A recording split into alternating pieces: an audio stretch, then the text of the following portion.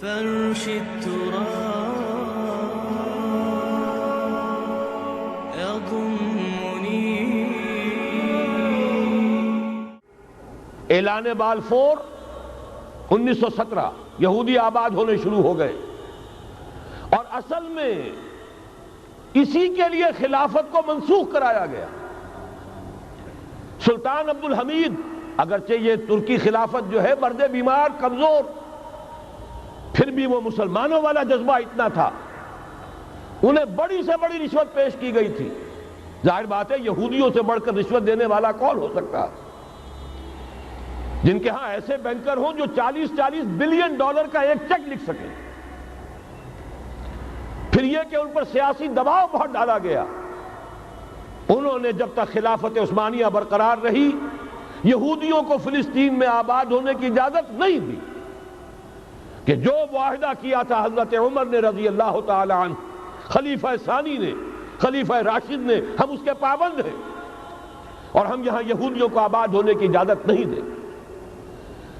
لہذا انہوں نے اس خلافت ہی کا بستر طے کرایا، اس لیے کہ نہ رہے بانس نہ بجے بانسری، نہ مسلمانوں کی وحدت ملی کی کوئی علامت دنیا میں باقی رہے، اور نہ مسلمان کسی مسئلے پر جمع ہو کر کوئی موقف اختیار کر سکے۔ اعلان بالفور کے نتیجے میں آباد کاری شروع ہوئی۔ 1948 میں اسرائیل قائم ہو گیا، معجزہ ہو گیا۔ 1967 میں اس کی توسیع ہو گئی۔ اس میں ایک بات اور بھی عرض کر دوں، یہ سارا کس طور سے ہوا ہے کام؟ آپ نے زائنزم کا نام تو سنا ہے، صہیونی تحریک۔ خود اس کا جو بابا آدم تھا، آرڈر آف الومیناٹی، 1776 یکم مئی یہ نظام قائم کیا وائساپ نے، اور اس نظام کے تحت فری میسنری اور lodges of the great Orient قائم کیے گئے۔ یہ سارا ہتھ کنڈا وہ ابلیسی نظام، اس کی تفصیل ایک کینیڈین آتھر نے لکھی ہے کتاب میں، پونز ان دی گیم۔ یہ سارا دھندا ایک شیطانی چکر ہے، ابلیسی چال ہے، اور اس کے ذریعے سے اسرائیل قائم ہوا، اور اس کی توسیع بھی ہوئی 1967 میں۔ اب یہاں تک پہنچنے کے بعد ان کے پیش نظر بقیہ دنیا کی تسخیر اور اسے فتح کرنے کا معاملہ ہے، اور سب سے بڑھ کر اسلام کی بیخکنی اور اس کا راستہ روکنا، یہ ان کے پیش نظر ہے۔ یریدون لیطفئوا نور اللہ بافواہہم۔ صورت اس وقت کیا ہے؟ یورپ اور امریکہ سے آپ مشرق کی طرف آئیے، پہلے عالم عرب ہے، عرب مسلم ورلڈ۔ مجھے یہ کہتے ہوئے سخت دکھ ہو رہا ہے، پورا عالم عرب وہ فتح کر چکے، وہ عرب ممالک کے جو اسرائیل کے ساتھ کسی میز پر بیٹھ کر گفتگو کرنے کو تیار نہیں تھے۔ آپ دیکھ رہے ہیں کہ لائن لگ گئی۔ کبھی صرف انور سادات نے ریکگنائز کیا تھا، پوری دنیا میں شور مچا تھا، اس پر لعنت ملامت ہوئی تھی۔ اب تو ایک ایک کر کے، وہ شاہ حسن ہو چاہے شاہ حسین ہو، اب تو وہاں سے ویزے ختم ہو رہے ہیں۔ سعودی عرب اور امارات، انہوں نے جو کچھ کاروباری بندشیں لگائی ہوئی تھی وہ ختم کر دی گئی، ان میں نرمی پیدا کر دی گئی۔ یہ صورتحال ہے کہ واقعتاً ان کی جو عالمی تسخیر کا پروگرام ہے وہ آگے بڑھ رہا ہے، اور بدقسمتی سے امت مسلمہ کا جو قلب ہے، اس امت کا قلب امیین پر مشتمل ہے۔ هو الذی بعث فی الامیین رسولا منہم یتلو علیہم آیاتہ ویزکیہم الی آخر الآیہ۔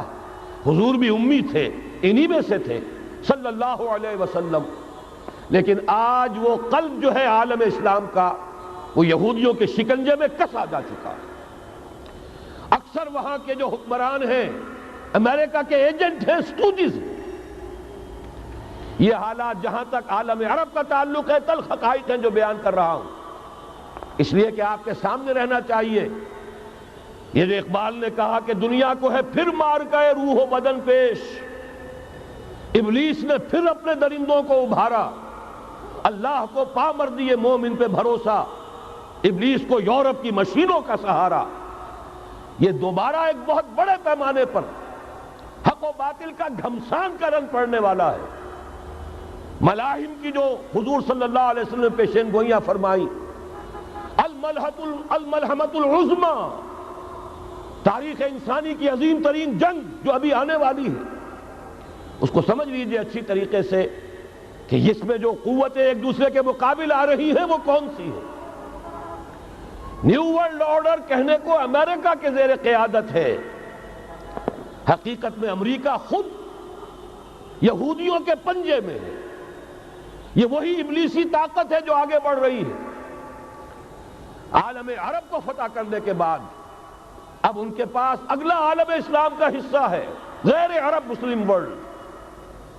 ایران ہے، اس کے شمال مشرق میں ترکستان ہے، روسی اور چینی، مشرق میں افغانستان ہے، پاکستان ہے، یہ ایک بہت بڑا سالڈ بلاک ہے۔ اس کے بعد اگرچہ ہندوستان آتا ہے، بھارت، ظاہر بات ہے کہ وہاں مسلمان اقلیت میں ہیں سوائے کشمیر کے، لیکن یہ نوٹ کیجئے کہ وہاں بھی کم سے کم 15-18 کروڑ مسلمان موجود ہیں۔ آج بھی دنیا کا سب سے بڑا ملک جس میں مسلمانوں کی تعداد اور جن کی نفری سب سے بڑھ کر ہے وہ بھارت ہے۔ اس کے بعد پھر انڈونیشیا، ملائیشیا ہے، اس سے آگے ہے پھر فار ایسٹ، ابھی انہیں فتح کرنا ہے۔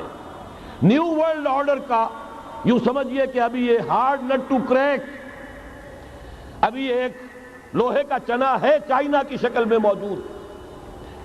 اور مجھے یاد آ رہا ہے ڈی گال کے الفاظ بہت سے لوگوں نے سنے ہوں گے، اس نے کہا تھا کہ ہم نے خام خواہ روس کو اپنا دشمن بنا لیا ہے، وہ تو ہمارا بھائی ہے، وائٹ ریسس، وہ تو بنیادی طور پر یورپین قوم ہے۔ Beware of the yellow masses of the east, تمہیں گھبرانا چاہیے، تمہیں خبر لینی چاہیے، وہ مشرق بعید کے جو زرد رو لوگ ہیں، China, Indochina, Japan, yellow races. ابھی اس نیو ورلڈ آرڈر کے لیے جو فتح عالم اور تسخیر عالم کا پروگرام ہے، اس میں پہلے غیر عرب مسلمان دنیا اور پھر یہ فار ایسٹ کا خاص طور پر یلو ماسز، یہ ہے کہ جنہیں ابھی انہیں ٹیکل کرنا ہے۔ اور اسی لیے میں عرض کرنا چاہتا ہوں، حقائق ہمارے سامنے رہنا چاہیے۔